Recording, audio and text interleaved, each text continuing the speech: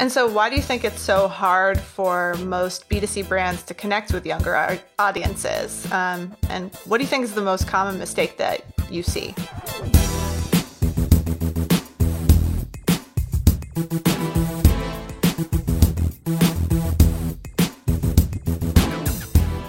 I think it's difficult for some brands to connect with young audiences because a lot of assumptions are made about the next generation of consumer without necessarily looking at what their lives are like on a day-to-day basis, and also without really checking with young consumers. Some brands will go off of a headline or kind of a stereotype about whether it be millennials or Gen Z, and shape product around that or make decisions about their consumer based on those stereotypes. And I think that's a huge mistake that a lot of brands make, because the reality of young consumers' lives can be very different from what those stereotypes are. And when we're talking about generation, it's kind of the job of every generation to look at the generation that's younger than them and make judgments. That's what we do. Yep. So it's very easy for previous generations, older generations, to look at the younger generations that they're creating brands and products for,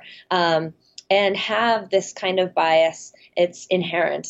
But to really understand young consumers and those next generations, to provide the products and the kinds of stories that they're really going to respond to, you have to kind of put those stereotypes and that bias aside and really look at what they're saying, and try to figure out what their lives are really like and who they really are, instead of kind of just going off of those big headlines.